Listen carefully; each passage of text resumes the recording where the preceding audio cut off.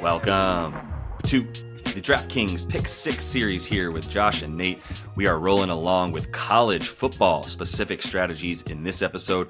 Plenty of other content up though to help you guys understand and get good at DraftKings Pick6 as you're looking to get into this DFS Pick'em style platform here from DraftKings. Definitely want to make sure to subscribe to that page and continue to follow along and check out the videos that we brought so far in case you are not yet familiar with DraftKings Pick6. We've got plenty of how-tos, how to get into the platform here, how to make money, and exactly how it works. So definitely want to make sure to check all those out in addition to the college football video we're bringing you here. Got college basketball, NFL, NBA. So we've got some sports-specific strategy episodes up for you to help you in the sports that you prefer to bet on. So make sure to check those out. Nate, we're going to be getting into the college football one here right now. Some pretty interesting differences between college football and the NFL that I know we'll talk about since we've already got our NFL video up. But let's get right into your first point here. Yeah, I mean, first you want to check if college props are available in your state. Some states restrict betting on college sports at all, or just restrict the in-state college teams, so you can't necessarily be so close to the action, right? But some, as you see, say no player props at all, and that's where DraftKings Pick6 is either not going to be available, or it might be available in lieu of player props, which is kind of a workaround to say, like, this is not technically player props, right? This is a head-to-head, peer-to-peer game where, again, you pick 2 to 6 guys, props. You can only pick one player once, take them more or less, and then you put them in a lineup together. You have the choice of how many guys you want in there, and if you get them all right, you're going to win a share of the money. If you get just one wrong, you'll probably also win some share of the big prize pool, guaranteed prize pool. So just a quick overview of what Pick6 is. Now talking about college football here, like the NFL, it is a lot different from other sports in that there is an extremely small sample to work from. Once a week is all these teams are playing. So, I mean, you really have to dive more into the stats to not just say like, oh, this team gives up the most rushing yards. Well, it's like, well, who did they play? What was the context? Who was out? And who was in? And there's also a lot more variance when compared to the NFL because these spreads are huge. I mean, that's the biggest difference, right? Is that you have teams you have the haves and haves nots. So, and it's starting to get a little bit closer in terms of some of those teams running with each other, but you still have absolute powerhouses who line up their non-conference schedule with homecoming opponents with cupcakes to get started early in the season. They'll even play outside of the FBS, right? They'll play weak teams, and these guys might put up huge numbers against those teams, but then once they get into conference play, you're going to have to make your own adjustments and think about, well, then now they're playing a far more competitive team. That being said, I think you can still take superstars to go over even inflated lines in college football more often than the NFL. They're playing against, less organized opponents.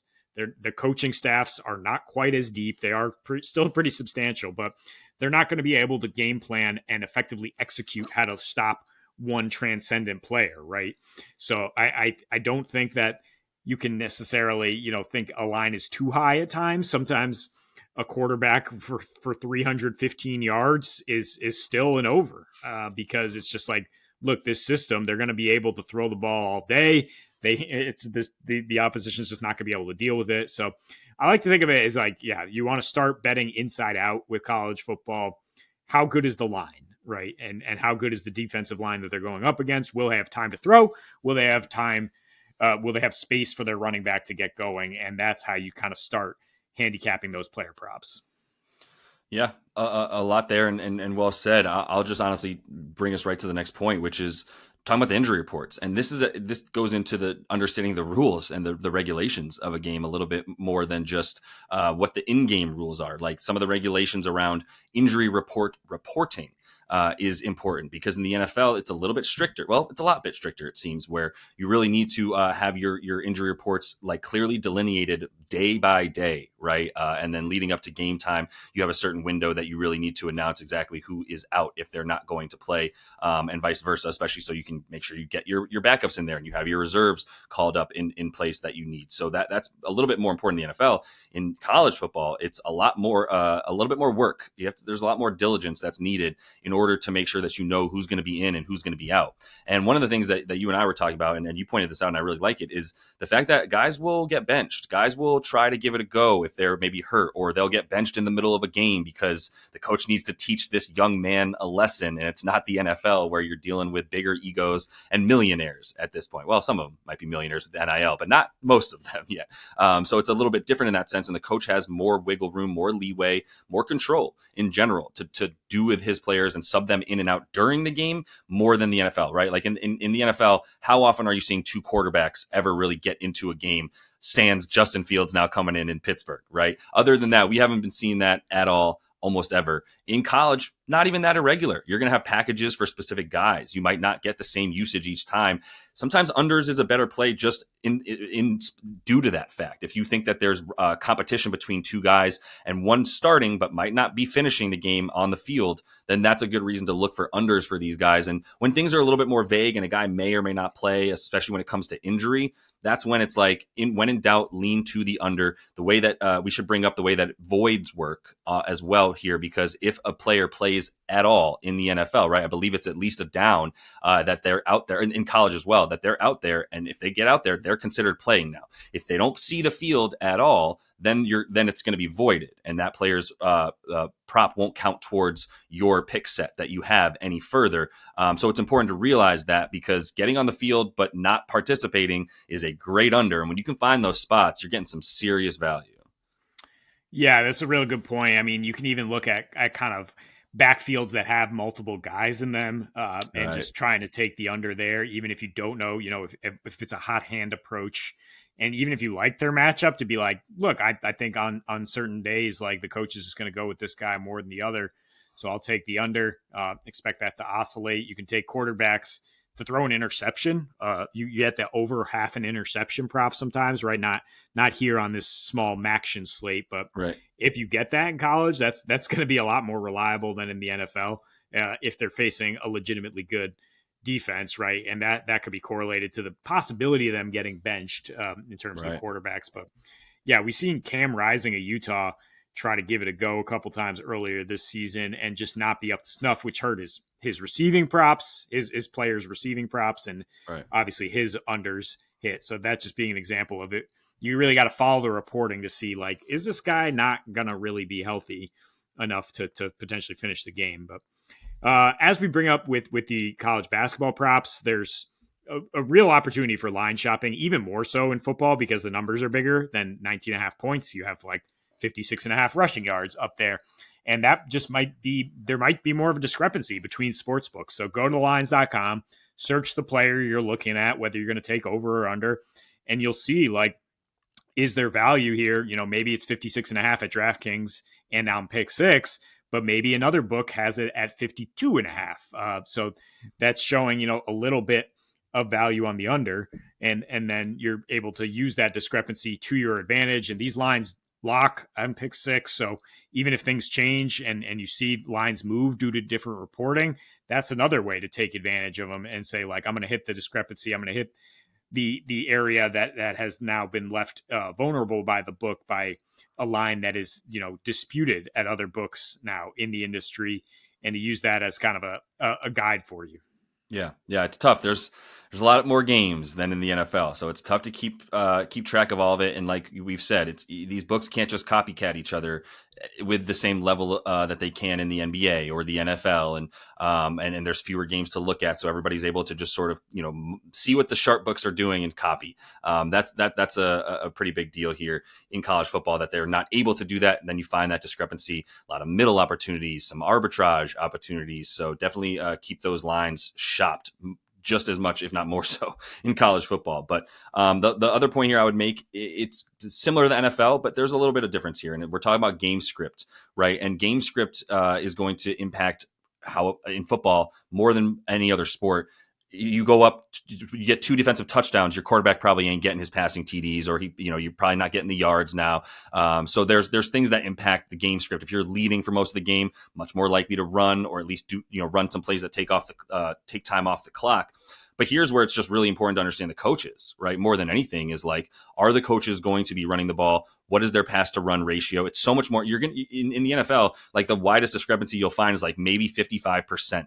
pass or run on one side. In the NCAA, you might see 65% pass, 75%. I mean, look, we're talking about Air Force, Army, you're going to see all the runs, right? So there's going to be different. You have to understand the system historically for the school, and more importantly, the coach that's there at that point in time to understand how do these offensive and defensive systems play? And that's really important when you're looking at past stats as well, right? Like if I'm looking at a guy who's had 350 yards passing this season, well, he's played 2 Swiss cheese defenses, including one that doesn't even play in the FBS. So I can't just look at his averages and take that face value. I really need to understand who was this person playing in their recent matchups that led to this trend of them going over in the last 3, for instance, right? There's going to be some big differences, and there's actually some really good opportunities to fade recent results as a result of this. If you can see moments in time where it's like, okay, here we're playing offensive powerhouse. Next game we're playing a team that really just plays a super slow pace, takes all of the time off of this play clock, etc. Well, it's not going to be as likely that your quarterback's going to see the ball as much now if the other team is taking that much time off the clock. So really need to notice the differences between these teams. As we say, the disparity is greater in not in just talent at times, but also in the way that these teams play. The differences between a team passing the most and the team passing the least is going to be a huge gap compared to the NFL, where it's a much smaller margin, essentially. Yeah, absolutely. And while the disparity is still much, much greater than the NFL because you're not dealing with the salary cap and all the other restrictions that make parity, there is increasing parity in college football due to the transfer portal, due to NIL money. Same thing as college basketball. Again, not to that extent. But some of these huge spreads that we've seen have not gone true to form. I mean, especially when I talk about those early cupcake opponents, like I think Oregon went 0-3 against the spread in their 3 openers against, cupcakes. Right. They had huge spreads up there, and they're barely covering. So that's a way to kind of fade predicted game script, where a lot of people on DraftKings on Pick6 will kind of use that kind of as a guide to say like, well, this is minus 27.5. Therefore, running back more than quarterback, basically, because they're going to be in positive game script. Well, right. If you're going to fade that line in your mind, at least, maybe on a sports book separately, but you can say, no, I do like the quarterback to keep passing here. I do like the running back on the other team to continue to get carries because I think this is actually going to be a close game. And I mean, the best way to bet sides in college football is really to become an expert in narrow down your focus, right? Maybe you're focusing on one conference or a few teams that you really follow closely because, like we said, the injury report is harder to decipher. You really have to follow beat reporters and understand the news and the players to see where you can get an edge. And if you can do that, then you can pick these spots to fade the public. And in these Pick6 contests with thousands of people, if you have a more unique lineup combination that might fade predicted game script, you could definitely be in line to make some money. Yeah, 100%. And it's just information. It's just knowing a bit more and feeling like you have a beat on a conference. To your point, a lot more success should be had if you're focused on a smaller group that you have to study, whether it's a conference or just top 25, right? Top 50 teams, however you want to play it. At the same time, then you got to know the other teams. So I think conference by conference is a really good strategy. And obviously, if you're going to enjoy watching certain conferences more than the others. So just remember, like, you're allowed to enjoy this. You're allowed to bet on things you enjoy betting on and enjoy watching as well. Just obviously do it with the best value that you can find by doing your research. So that's all the time we have for you in college football. Hope you guys are enjoying this series here as we got into these sports specific ones. Don't forget to subscribe to that page so you can check out college basketball alongside the NFL and the NBA. Also going to have a video for you where we just go through the promo opportunities here, which there are some really good ones on DraftKings Pick6, especially for those of you who don't yet have an account. And even if you do, they're usually giving them out on big nights like Thursday night football, Monday night football, those island games, Sundays, and then some big college football Saturdays as well to keep it relevant to this one. So that's all the time we have. Like I said, hope to see you guys soon. Until we do, happy betting.